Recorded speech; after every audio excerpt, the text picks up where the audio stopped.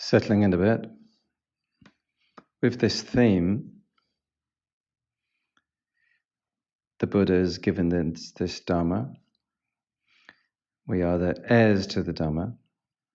There's this action of cultivating a heart of loving kindness, the action of transforming the heart away from selfishness, egoism, greediness, away from being uncaring. It's very important to remember this good direction. And some of the Dhammapada quotes I want to read from you from the previous two talks that really reinforce this idea. Conquer the stingy by generosity and the liar by speaking the truth. Or simply the honesty part. Second talk I gave, one should speak the truth, one should not yield to anger, one should give when asked, even if it is only a little. By means of these three, one may go to the world of the angelic heaven of the Devas. And this one, I don't want to read everything. I won't read the Pali. Indeed, misers do not go to the abode of the Devas. Fools do not praise charity, but the wise rejoice in charity and so gain happiness in their life hereafter.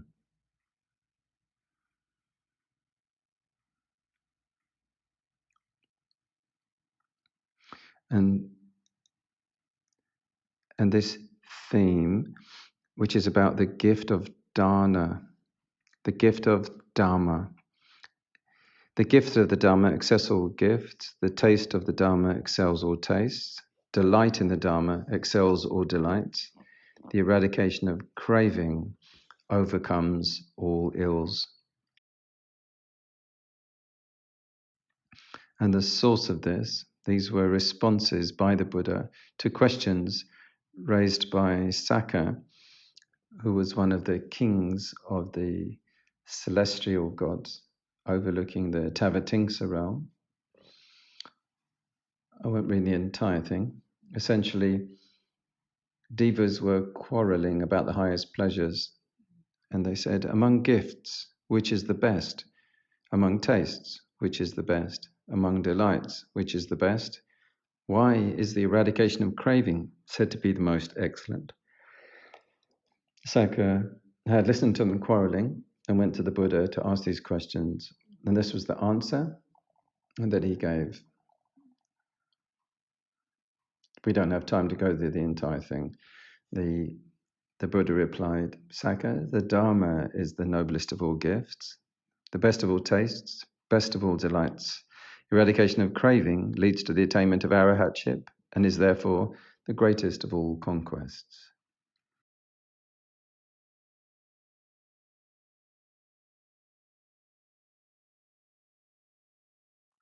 And I'd like to say about the Buddha's attitude to teaching seen here in the Kevatta Sutta, Digha Nikaya 11. I want to show you while we're doing this, which is good routes for checking things out, how you can do that.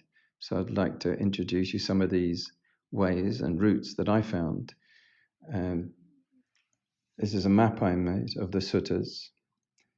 At the bottom we have the long ones, long stories. Then you have the medium ones. Then you have the grouped ones, numbered ones, and the miscellaneous stories and texts. So this one comes from this, which is the long ones, which is divided into three chunks, and this is the first chunk, which is called the Sila Vagga, or the morality section.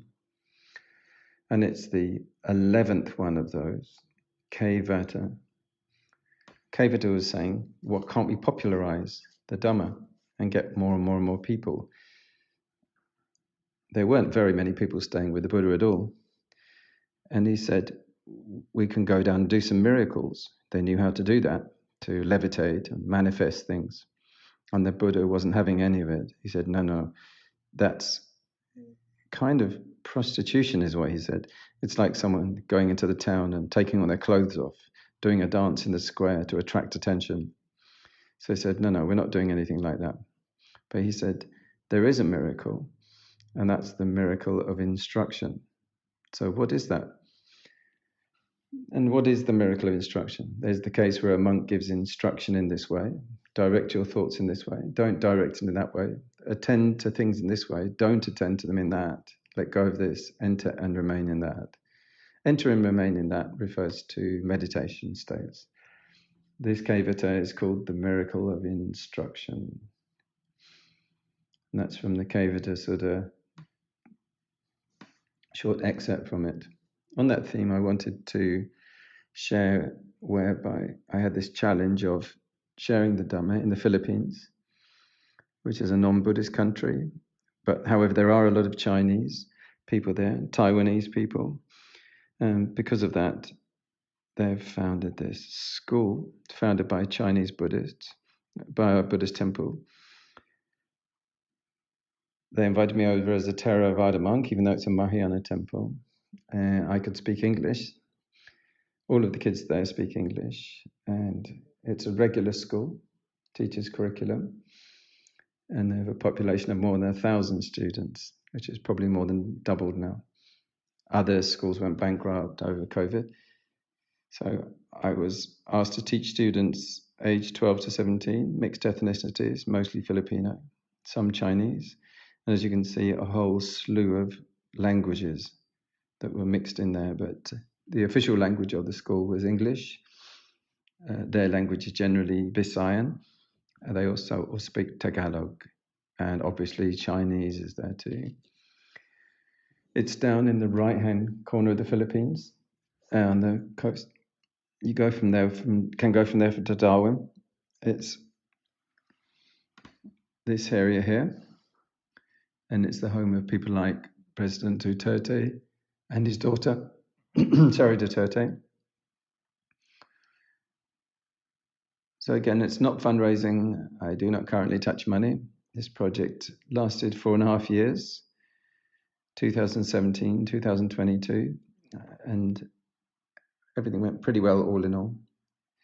They were about to double about the classes and students, and I wasn't really up for that, but time to move on. That's the temple. The temple is the Longhua temple. That's the school, the abbot there. That's the school, which has 2 main large buildings. And I was basically introduced and given a little bit of curriculum guidance, and after that given freedom to make my own curriculum. I was given my own classroom, which was I made into a meditative atmosphere. And we always had guided meditation. I would give them, for example, this kind of, which is a 4 noble truths kind of exercise, introducing what is suffering, what's their cause of their suffering, what do they envisage as the end of it, and what's their path to get there, for example, just a sort of kids introduction one. We had the Buddha series, which I managed to capture off the internet. Lots and lots of books, and then how to synthesize all this into a curriculum. So I wanted to show how COVID time, we had having to make it all online, which was a huge challenge. I didn't have much experience of doing that. So this is somewhat what it came out like.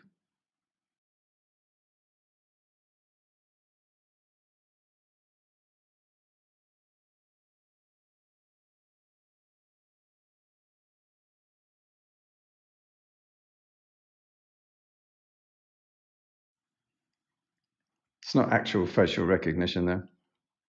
It just makes it look like it.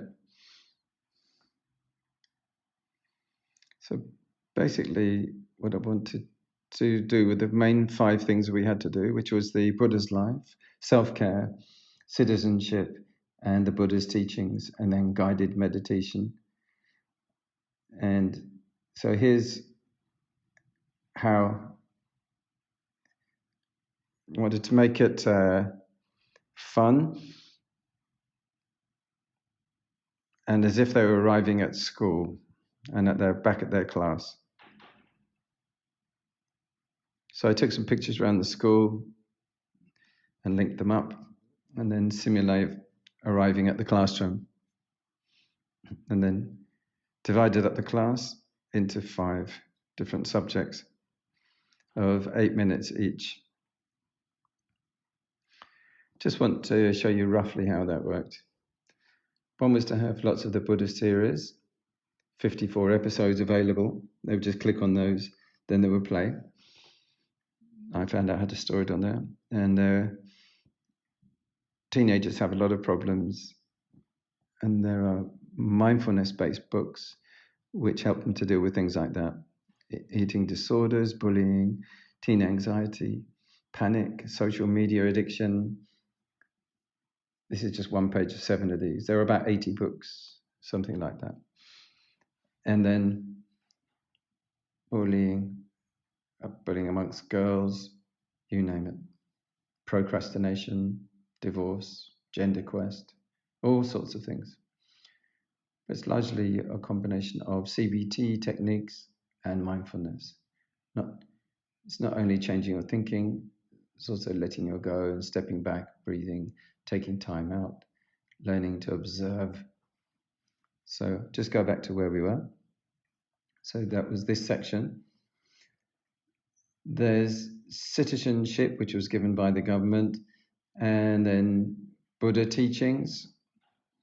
Online, there are quite a few books like these, which Buddha in Your Backpack, Blue Jean Buddha, a Buddhist guide for teens, The Buddha's Apprentices, book by Thich Nhat Hanh, Mindful Teen. These books were really popular with the kids. The previous one was a workbook, and this one was purely reading. You just read. And they're usually made by people who are qualified in education as well. They know how to deliver a curriculum for those ages, which was a new one on me. Then there was a guided meditation. Mostly those were simple anapanasati. I also gave them vipassana basic introduction that they just listened to and followed through. They'd be exposed to this over about 4 years, 12 years old until they were 17. Many of those students did the basic 4 years that I was there for. So that's pretty much all for now. Okay, so back to the other screen. Mostly, we have adult intellectuals who choose the Dhamma, but not unlike those Thai cultures or Sri Lankan culture, Cambodian, Vietnamese, Asian cultures where you're born into it. So it's a different challenge, how to pass on the Dhamma. All right. Next section, bhāvanā. We're talking about the 4 foundations of mindfulness. A little bit of a review. The first 2. We'll be talking about the 6 sense doors today. So, first foundation of mindfulness. A little bit about how to do your own research as well. Satipatthana, meaning the foundations of mindfulness. And this idea that it's very important to develop theory plus practice, then realization. Theory without practice is a waste of time. Practice without theory, dangerous. So it's important to have those all cooperating together. So the first foundation of mindfulness, of 4 foundations, is the body part. Some people stay with anapanasati, 4 foundations of mindfulness. You also include pleasant and unpleasant feelings as an object of attention. Also, the mind element and the mind states. The whole raft of toolboxes on the 4th foundation also. So if you're going to look up about Satipatthana and follow up, or breathing in and breathing out meditation, you could look in access to insight.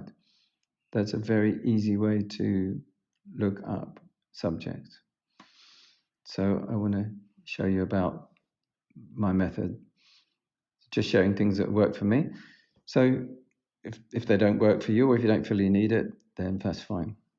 But one of the ways you can do it, one of the things is you can look up something under the subject it's in. He also has a good list of similes here. So Satipatthana, you could look up S for Satipatthana. There you find a whole lot of links discussing that subject. That would go directly to it. Here it says, see the suttas in the Satipatthana Samyutta of the Samyutta Nikaya. There's a whole load of them. There they are. Very colourful similes, references, like about 20 plus. If you're going to be looking up something like Anapanasati, you'll see something like this. I put these colour blocks over to show where they refer to in Buddha's principal teaching on MN, so Majjhima Nikaya, one underneath, SN, Samyutta Nikaya. So you can see how they slot into the overall library like this. Hope that's not too confusing a graphic. If you clicked on the one, for example, which had the Majjhima Nikaya, it would go to a link to Sutta Central, and then you would get a choice of translations. It's a really excellent, thoroughly researched website.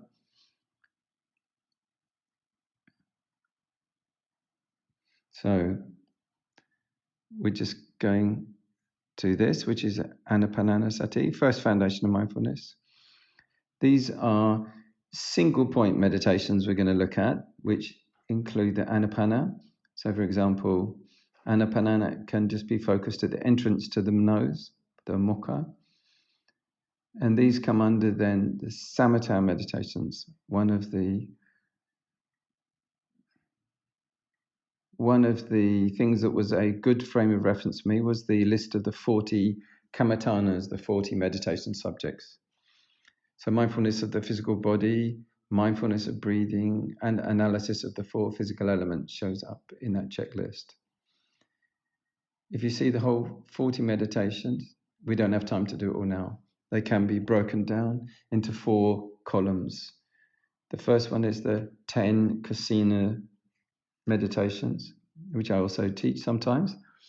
Next one is all kinds of corpses to help you get over attachment to the physical body and realization of death. And next is the groups of recollections, Buddha, Dhamma, Sangha, your own virtues, your charity, the presence of devas, mindfulness of death, and so on. Next one begins with the 4 Brahma Viharas, the divine dwellings. And then there are more there, but we don't really have time to cover those just now. But that's an interesting frame of reference called the kamatanas.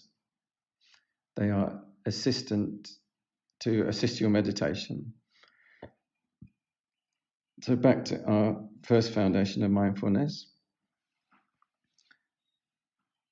If you move on from only focusing on the breath, we can get onto the flesh and body. You start experiencing moving, hardness, temperature, sponginess. And usually one of them will predominate. Perhaps it's the temperature or the sponginess, for example. If you focus on something just like the foot or walking meditation, in anything you're doing, even if your hand's on the steering wheel, you'll notice these experiences can be directly experienced. They will just move around. And that's the beginning of experiencing anicca and the non-self. So these are called the four great elements. As this is a review, I won't go into the full revision. If you're doing concepts, anatomical body, organs, skeleton, blood vessels, all that can be used. Corpse decay, unbeautiful aspects. Time doesn't allow now. So it's part of meditation. Success is also having the right aim intention to see and accept the changing nature of all of experience in this kind of way, reflecting on the I will age, I will sicken. This physical body will age and sicken. And so will it be for my relatives and loved ones.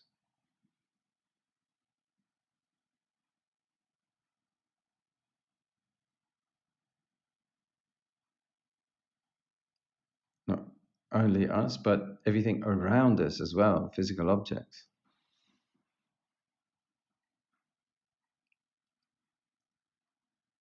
A lot of life is aimed at screening over this reality. So also is the impermanence of all life, wherever we look. Sometimes it doesn't look like it's changing, but it's always flux. Then the second foundation of mindfulness you can look at is the pleasure and unpleasantness, the Vedana, pleasantness and unpleasantness. The one we looked at previously didn't have that factor. It's just sponginess, warmth, coolness, hardness, and movement. But when you put this layer on, then you get that, also the reactions of the mind from the scale of negative, pain, unpleasant, irritation to neutral, right up to excited bliss. So this is the Vedana. So when you look at the body, you don't only get those four elements, you get these factors over the top of them. Is there pain involved? Is it just neutral? Is there pleasure involved? Today we add on another factor, which is the 6 sensations. So this is the Ayatanā. So I squeeze these in here next to the body and the feelings because they seem to fit well in there. Normally they're over on the 4th one. By the way, there's the 6th sensation, or the 6 temptations even. They always sound like a Motown group. But cinema, we're not doing today. Goodbye, guys. I put them in here. Normally they're put on the 4th foundation, which is far away. But actually your eyes and your ears are in your body, on your body, and your reactions to them are immediate. It seems to make a bit more sense to put them in there. So 6 sense bases. Put some Pali. For people who want to study a little bit ahead and more in depth in that way, Ayatanā means the organ, like the tongue or the ear, for example. And Salayatana is when you put it together with an object. Tongue plus fish and chips, eye plus TV. So if you hear that word, which you sometimes do, particularly if you're studying dependent origination, that's what you'll see it referring to. So 6 sense bases, I think one of the most difficult ones to work with at first, anyway, is the conceptual one. I developed this sort of box down here, which I found helpful, somewhat helpful. And that's why I'm sharing it, which is that we have lots of kinds of thoughts, different kinds of thoughts. You have a wandering mind, thinking of people. You have remembering conversations. You are fantasizing, you're dreaming, remembering a loop or a piece of music that you can't get off your mind. So this, for me, is very relevant. And it's not discussed in detail. It occurs to me that most of these that come to mind are either heard or seen. That's pretty much what happens. We hear thoughts like talking and chatter. How might you apply it? So in Thailand, they have this phrase, "kam not." Yeah. Awareness, awareness of, awareness of. So when you actually hear chatter, or you can always use this, noting awareness of. If you see something, because you've got very image in mind, awareness of seeing.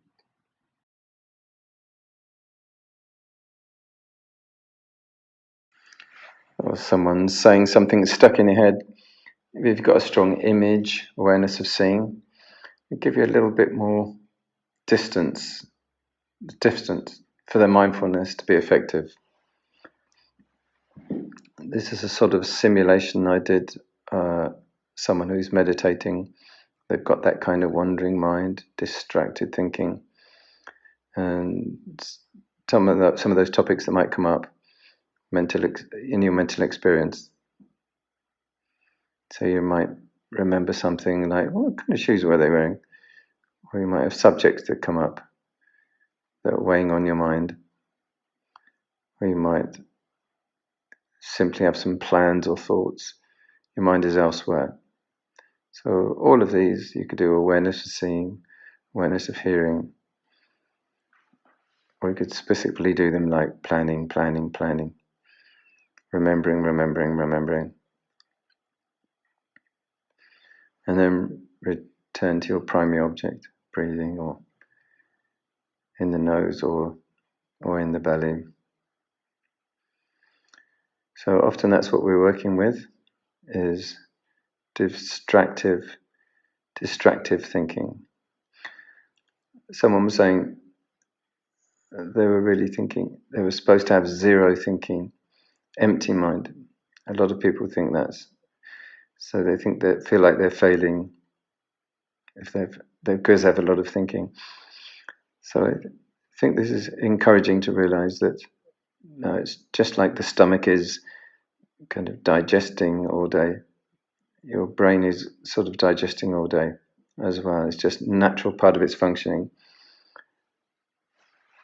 Sometimes if you're practicing jhanic practices, you might get some stillness or silence.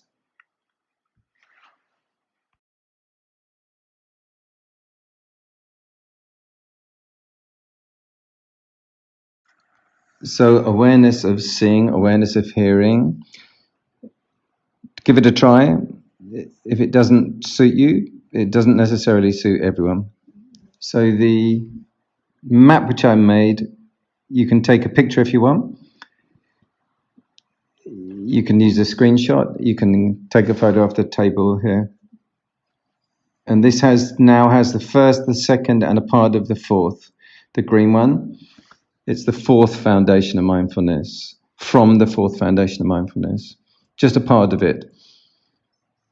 So the 6 sense bases, this has 3 components. One is the organ, one is the object, and then there's this moment of contact.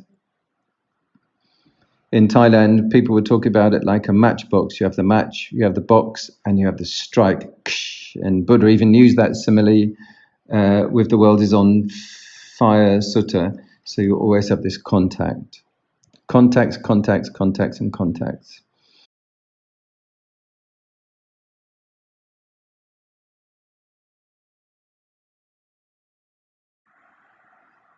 And these are the names of them in Pali coming up.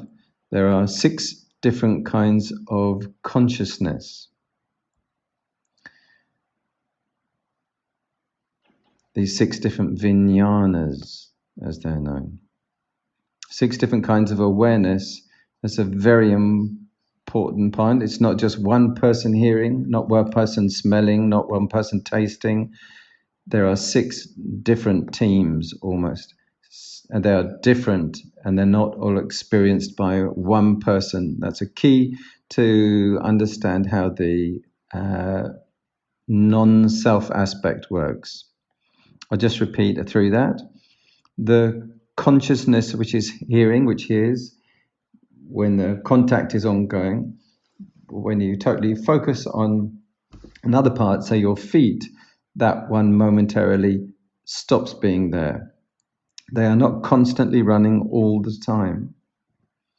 It will get more clear as we go through. It's very important that you have eye consciousness. It lasts for a while and then it passes. You have ear consciousness while it's working, it's there, but then it's not working. Just like your tongue works for a while. When your tongue put some food on it, it's firing off, but not in between. And our experience is made up of that all the time. This idea of not having a constant single person who's experiencing them all the time. For example, you have the eye, when it has the contact, now there's the seeing consciousness, but only at that time.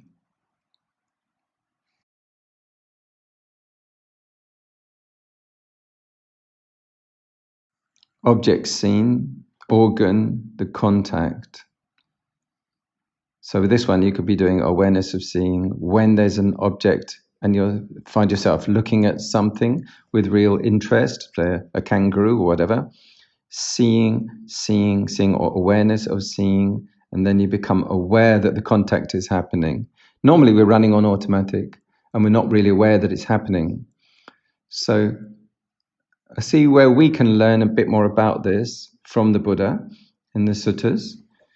So the word I was looking up there was Ayatanā, and there was a good one that helped explain it a bit. The Buddha used this simile of the 6 animals, 6 sense doors, 6 sense types or 6 sense channels. And when you start meditating, you're training the mind, training not to just automatically rush off to the 6 sense doors. He said this is very difficult. It's like catching 6 animals of different habitats. And then if you're going to bind them with a strong rope, like catching a snake, binding it with a strong rope, a crocodile, a bird, a dog, hyena, monkey, with strong ropes. And you have 6 animals and you tie them all together into the middle and then you chase them. Each one of them would want to go to a different place. I'll give you an illustration. So catching a snake, he would bind it with a strong rope. And then, so that would be one, basically. The ear, for example, because it has its own tendency, different to the eye, different to the tongue, really different tendency to the skin. It loves sounds. Tongue doesn't love sounds particularly. Catching a crocodile or an alligator, you would bind it with a strong rope. He would bind it with a strong rope, sorry. And this also happens when you start meditating. You get a lot of inner rebellion, conflict about this. As you start restraining and disciplining the mind at the sensations. Catching a bird. Personally, I would wish this guy wouldn't catch birds, but you kind of wish it would vomit fish all over him. But catching a bird, you would bind it with a strong rope and then tie it to the other 2. And then catching a dog, bind it with a strong rope and link it to the other 3. And then a hyena, catching a hyena, tie that to all the other ones, the other 4, with a strong rope. The point is, they've all got very different natures and very different habitats. So a monkey,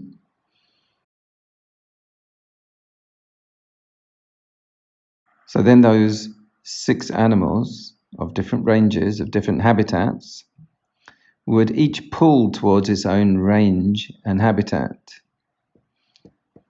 Snake would go to the anthill, the crocodile to the water, the bird to the air, dog to the village, hyena to the cemetery, monkey to the forest. They've all got these different places they prefer to be. And when these 6 animals become internally exhausted, they would submit, they would surrender, and they would come under the sway of whichever among them was the strongest. So which one do you reckon was the strongest? Huh? Probably, yeah. Crocodile. So that one would drag all the others or dominate over the other ones. In the same way, when a monk whose mindfulness immersed in the body is undeveloped and unpursued, the eye pulls towards pleasing forms, while unpleasing forms are repellent. Ear pulls towards pleasing sounds. Nose pulls towards pleasing aromas, and so on. This monk's is lack of restraint. Even the intellect pulls towards pleasing ideas, but doesn't want to go towards unpleasing ideas. This monk's is lack of restraint. So touch says, I want to go to touching nice textures. Eyes says, I want to go looking at good sights. Ear says, I want to go looking good sounds. Nose says, I want to go away from bad smells. Tongue says, I just want to go to delicious tastes. And the mind says, I want to go to pleasant thoughts and ideas. So then we've got this 3 points of contact.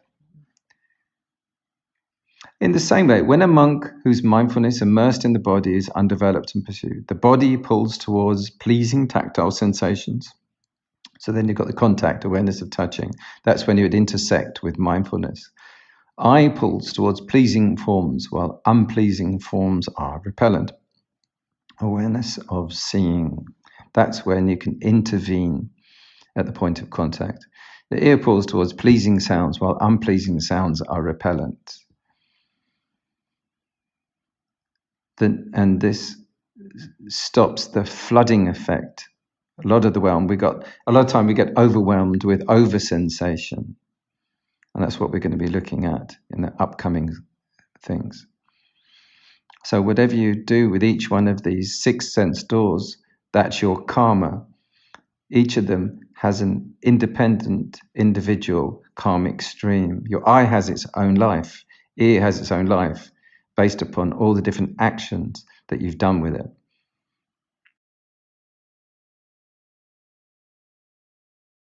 I just want to look at the Khuddaka Nikaya, Miscellaneous Stories and Texts. We have a great book called King Milinda's Questions. Real king, Bactrian Greek king.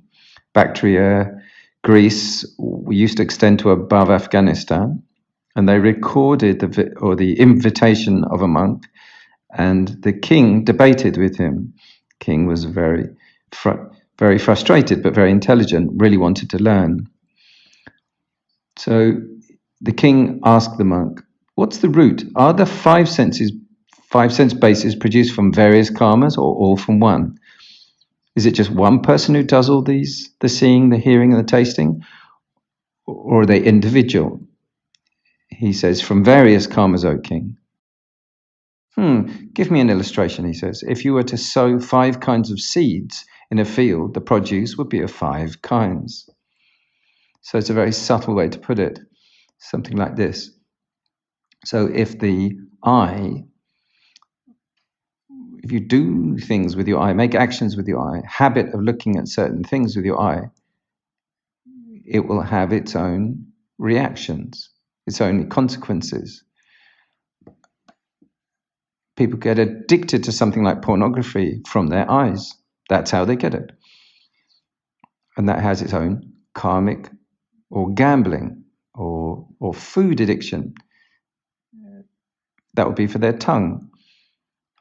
Each one has its own behavior, and each one could be trained and restrained as well, which is the aim, which is restraining, calming, taming. So that was one sutta that dealt with these. Ayatanas, the 6 sense doors. So another one in the Samyutta Nikaya, another sutta is to do with floods, but these are floods of hormones, of emotion, of sensory overload. It's not to do with the mythical flood of the planet and Noah's Ark and so on. It doesn't refer to that. So in this sutta, I said, a deva came down. I won't read the whole thing. And he spoke to the Exalted One. And he asked him, first let me do the graphic, because it's one thing to be overwhelmed with sensations, but another is to be taming them and overcoming them. So you're a master, not a slave. So he said to him, how did you cross the flood? Because even the devas are all emotional. They get jealous. Without procrastinating and without hurrying did I cross the flood. So it's about right effort. If you're a workaholic, you won't find the peace. And if you delay, you'll sink. How did you, without procrastinating, without hurrying, cross the flood? When I procrastinated, then I sank. When I hurried, then I was swept away. And so, not delaying, but unhurrying, did I cross the flood. I think all of us can relate to that.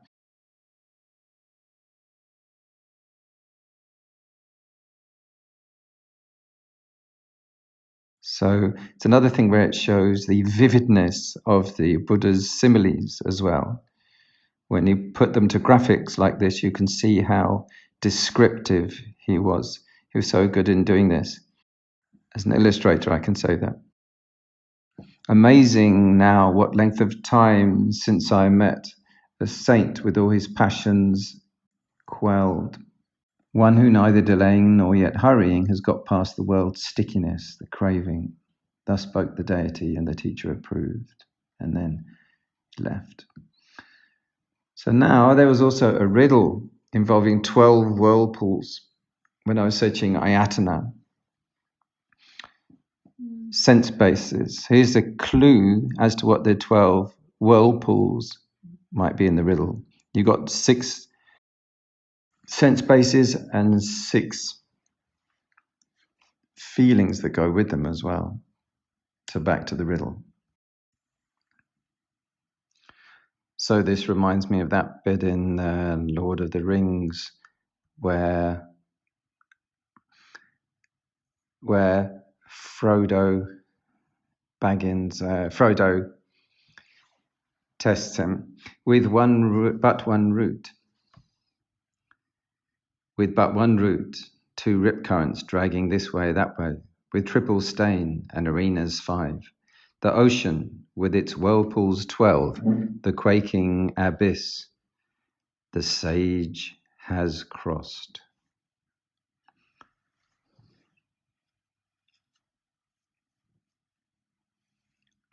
So the quaking abyss, the sage has crossed. So we're supposed to guess what all this means. One by one. Let's take them one at a time. With but one route. So what's that all about? With but one route. The one route is to do with ignorance. Ignorance is the one route that all the unwholesome mind states have in common. They all stem from the same one. So if we look at the unwholesome mind states, we'll see. So these are them: desire, hatred, ego and pride, envy, jealousy, fear, all have this in common. They all stem from the same one root. So that was the first one. And 2 rip currents dragging this way and that way. So one version has this, I've heard various versions, interpretations. One of them is this: the 2 most common wrong views. 1, eternalism, and view 2, nihilism or materialism. So you can get dragged in either direction into these views if you're not careful. If you get dragged one way, you get likely to get caught up in religious fanaticism or religiousness, eternalism. The other way, into materialism and hedonism or nihilism. So one way you might have like the Spanish Inquisition and terrorism, and the other side, some of the revolutions that have come out of materialistic views. Eternalism view is called Sasada Ditti, and it refers to this idea that you have a everlasting, eternal spirit inside you or above you or around you or is everything. Ucheda Ditti, which is the nihilism view, which is that you are simply the material body, so when it dies, everything stops. That's it. There's no such thing. There's no religious consequences. So it's rejection of all religious and moral principles in the belief that life is meaningless. So many different versions of that usually don't end well, usually have bad consequences because you can do anything and get away with it and dispense with a lot of other people's lives without consequences later. Next one, with triple stain. So what are the three stains? So answer explained. First stain is craving. Craving enlightenment, craving food, just craving, craving, craving. You want to be, you don't want to be, it's all craving. Hatred, second of the three stains, hatred.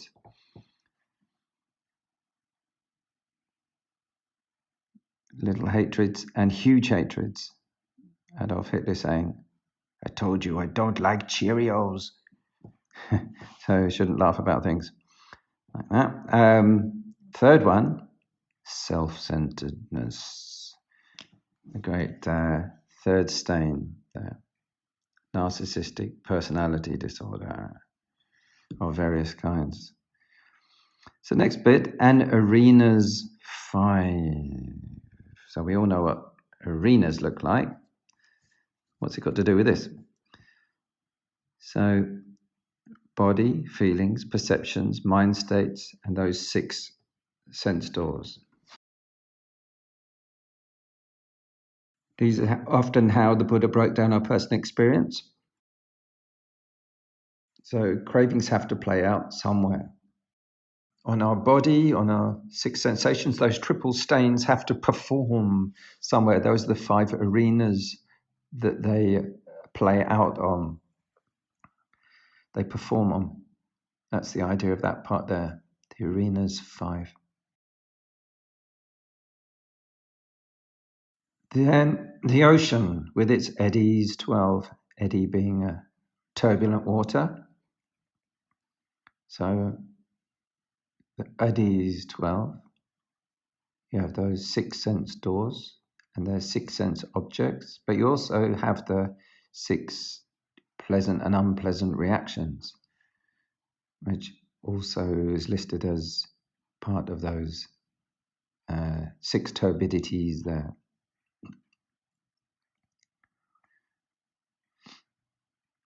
And that turbidities is a term you hear used in Taiwanese Buddhism, and the dusts of the contact.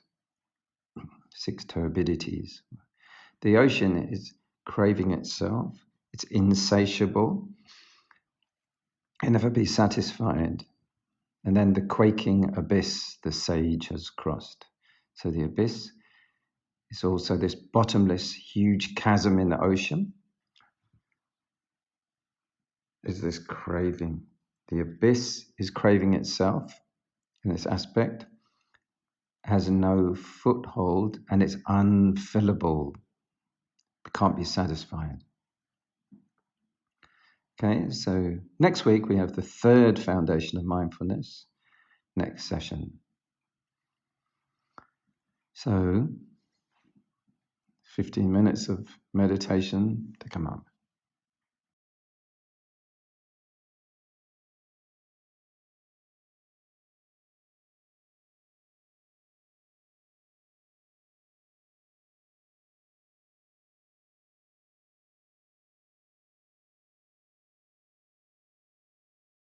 Okay, so the question is that at the beginning I talked about the dana, of the offering.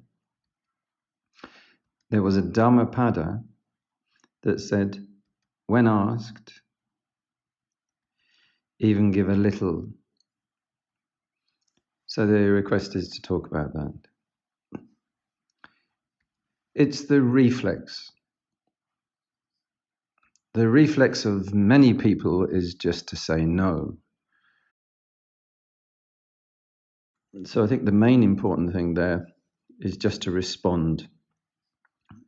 Is that when you're asked, you don't have to necessarily give people what they're asking for, but you might give them, say, wisdom in exchange. But it's the reflexive thing, that's the most important thing. There are many, many people who've got a hard heart, and they have an automatic response of no when they're asked, when someone's asking for anything. It might be a child asking for praise. They might be just blunt. So it's having that learning and developing and cultivating a generous response with some form of sharing and giving and positive. That's the most important thing. Often we're offered things as monks, and you just learn that just accept, because you can always pass it on to someone else. Instead of like, no, no, no, no, no. That hurts people. Sometimes people want to be loving and generous and kind, and they just get a no, a rejection. So often, if you don't want it, pass it to someone else. We can go around keeping the love going. This is the most important thing.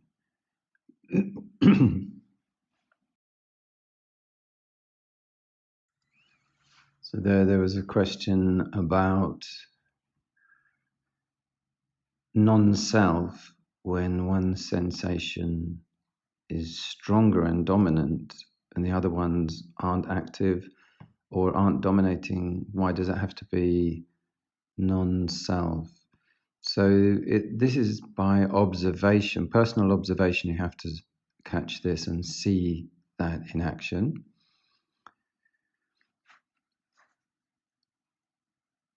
It can be habit, for example. Why does one sense door predominate over the others? But actually, how does non-self get seen through that? Often we assume a self, which is seeing, which is hearing, which is having experiences and sensations. We assume it. When you meditate carefully, you start checking that with the awareness of hearing, awareness of smelling, awareness of seeing. Then you can start to see that, oh, wait a minute, my mind is jumping in with that. I did that. I did that. That was me that did this. Often seeing just happens by itself. There's a bright color. The eye turns towards it. And then your mind jumps in and says, I did that. But actually, it was happening just by cause and effect, just by conditions being there. And this is automatic habit to presume that I am the one who that is happening to. I'm the one who is doing it. I'm the one who owns the I. I'm the one who owns the experience. All of those things. There are many ways that the self habit jumps in and tries to own things. In the question there is, in the practice, is it just your awareness that is enough to know that? That's going to break that down? And the answer is yes. Because we almost always personalize sensations. And if you take it back to its root, it's just what it is. It's just hearing, it's just sound, it's just the organ, it's just the contact. That's actually what's really there. And your mindfulness can land on any of those parts. Just on the actual ear, your ear might be warm or aching. You become aware of the organ, or your tongue, or for example. And then the contact, the moment it actually happens. And then there's also the object, external object that's causing the sensation.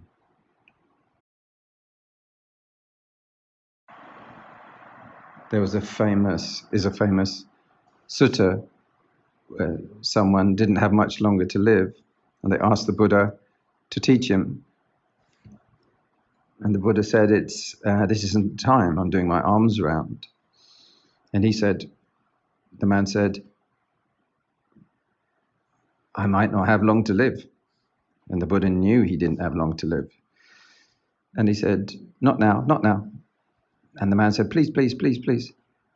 Just try to sum it up. Just give me a quick teaching.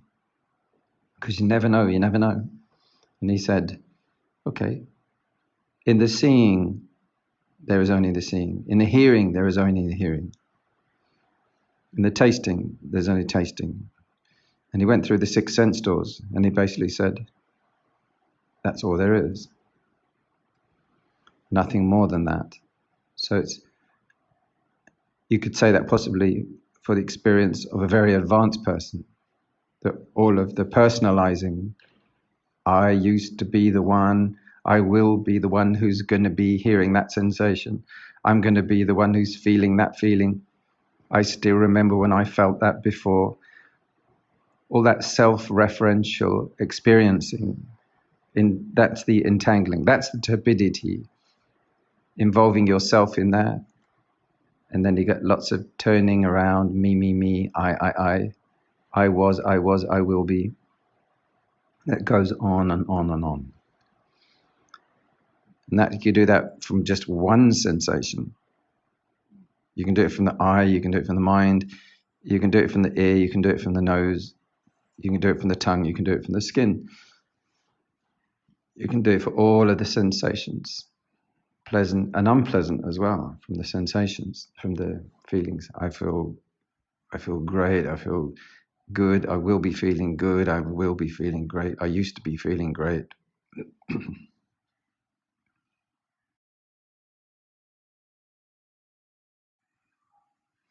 So the question here is, when you are experiencing difficult cravings or sensations in the body, how do you know which meditation of the 40 kamatanas should you apply?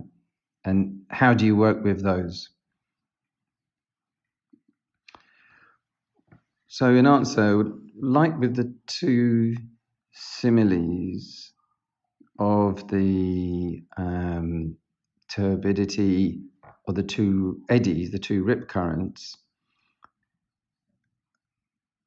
of the flooding, trying too hard and trying not hard enough, both of those are ways that it won't work. If you don't do anything, if you just open the fridge and just go, rah, rah, rah, rah, rah, then you're craving food, you just let it go. You don't do anything, you'll sink and you'll drown in your craving. If you overdo it and you become like a super perfectionist and starve yourself to death, then you also won't succeed. So middle way is knowing and sticking with needs and limiting yourself, using a lot of common sense, not indulging and not starving. The question is there how you do apply this during meditation, though. So you don't block. Awareness is not blocking. You shouldn't be jamming down on sensations in the body when there's cravings. Much as you can, you use a noting. The noting is what breaks it or frees it, breaks the loop. And using the actual physical sensations on the body And reactions, you just use them, you note them exactly as they are, without any judgment. Judgment would be feeding, like, I shouldn't be, therefore I block it. So that's also not noting, that's reacting. So you're responding rather than reacting.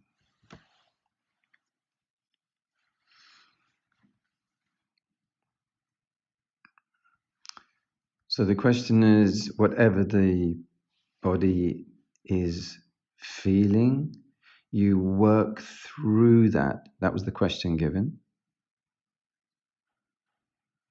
So their response is, it depends what you mean by working through.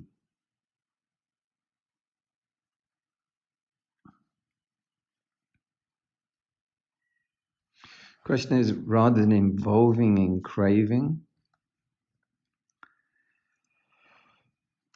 So the response is this: the main cravings that we see in Buddhism are,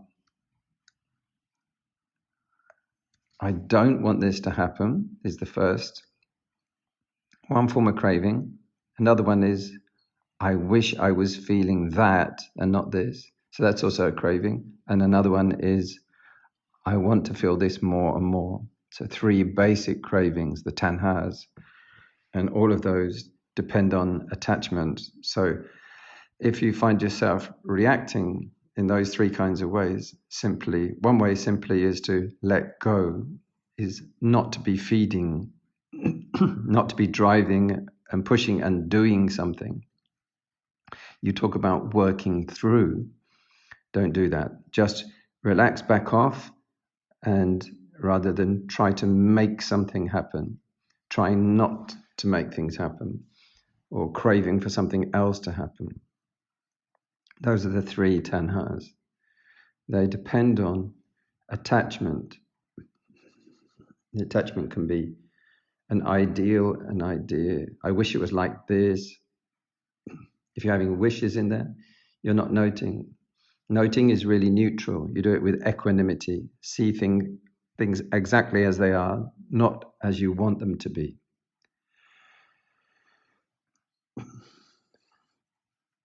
But that will help stop feeding the loop. That's dependent origination. We will be doing that in future lessons, future sessions.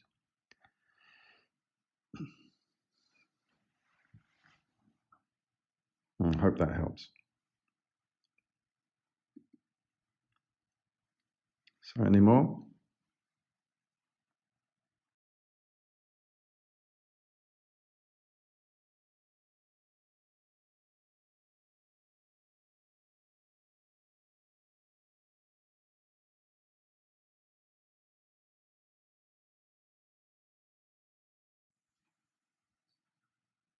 So this is a question about the 40 kamatanas.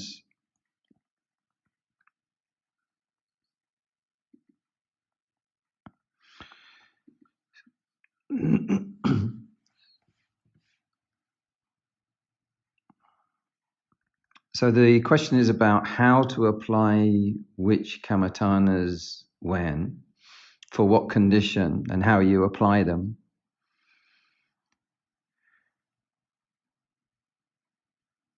As a lay person, trying to work through things. When does one use them? So the answer is really with an experienced teacher. A teacher will normally know a student's disposition and prescribe that. That's one way. Because if you aim for the wrong one, for example, there was a time when there was a person who used to be a goldsmith and had a lot of lust, and he went to meditate with one of the famous monks for about 3 or 4 months. And he was giving him the second column of those 40 kamatanas, the corpse meditations. Corpses, and lots of different corpses. And after 3 months, they both went to the Buddha And the teacher just shrugged and said, I can't get anywhere. He's hopeless. And the Buddha said to the goldsmith, go over there and take a red lotus flower, put it in the sand, and just watch it under the hot sun. Watch it go brown and go moldy. And at the same time, do the red kasina meditation. And the difference between the two different things, he saw the perfection of the red kasina, but at the same time, saw the natural material decay and decline. And that's the world he was falling in love with. People's bodies in this material world who are aging and sickening and so on. And the combination of the two ideas was enough to send him into enlightenment. So the Buddha was able to choose the right lesson, but the other teacher wasn't. So that's a common thing, is people say someone's got lust, so they give them the corpses. But it isn't necessarily as simple as just that. It's the skill of the teacher at the right time.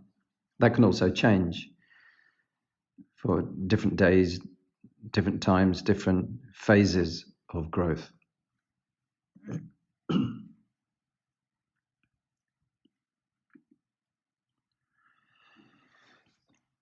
Those are Samatha meditations.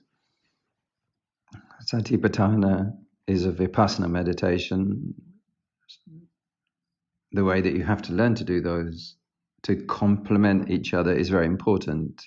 The Buddha described, actually Ajahn Brahm gave a nice simile the other day. He said that these kind of meditations are often a bit of a holiday. He said there was a prince who was sent off to the far distant sort of borders of the land, and he was having a fun time, a holiday, and he came, and then the person who was sent to check on him came back, and then the king sent his military chief to go and supervise him. And he kind of put his sword to his throat and he said, now meditate, do it properly. So that was the Satipatthana. Satipatthana is no strings pulled. It's very straight and direct. Whatever you've got going on, you'll experience. If you've got anger, if you've got cravings or fears, they will all come up. But these ones, the samathas are kind of suppressants. They work to also focus on one object, and that blocks out a lot of your real issues. But it can be a bit of a pleasant holiday for the mind to rest and relax. Okay, so that's the end of our talk for today.